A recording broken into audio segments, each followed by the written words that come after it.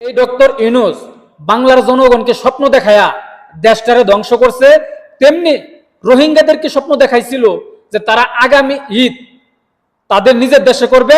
Doctor Yunus এবং জাতিসংঘের মহাসচিব তাদের সাথে দেখা করতে যাবে। কিন্তু আমার প্রশ্ন হইল যে ডক্টর ইউনূসের কি কথাটা মনে আছে?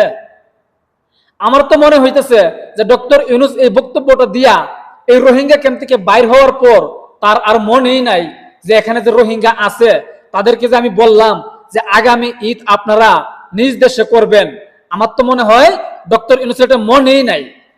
এখন ডক্টর ইউনূস বাংলাদেশের জনগণকে যেভাবে ধোঁকা দিছে, ঠিক তেমনি এই রোহিঙ্গাদেরকে এভাবে ধোঁকা দিছে। আর ধোঁকা দিয়া এই রোহিঙ্গাদেরকে রাইখা আসছে, একটা সান্ত্বনা দিছে। কিন্তু বাংলার জনগণ কিন্তু এগুলা বুঝা গেছে, রোহিঙ্গারাও কিন্তু বুঝতেছে যে এই ডক্টর ইউনূস আসলে কি চিজ। এই যে রোহিঙ্গারা আসার পর বিশ্বের বিভিন্ন দেশ থেকে বিভিন্ন বড় বড় সেলিব্রিটি যারা আছে তারা কিন্তু রোহিঙ্গাদেরকে সহযোগিতা করছে। কিন্তু ডক্টর ইউনূসকে আপনারা দেখছেন যে বাংলাদেশের এত বড় একজন লোক, এত টাকা পয়সার মালিক, হাজার হাজার কোটি টাকার মালিক, সে কি কোনো অনুদান দিছে? আসলে অনুদান দেয় নাই। কারণ ভিক্ষুক আর সুৎখোর কোনোদিন অনুদান দেয় না, এটা কিন্তু প্রমাণিত। এর মধ্যে ডক্টর ইউনূস হচ্ছে একজন সুৎখোর, আর এই ডক্টর ইউনূস কোনোদিন কাউকে সহযোগিতা করবে না। কারণ সে সহযোগিতা করলে চিন্তা করে আমার সেখান থেকে মুনাফা আসতে হবে।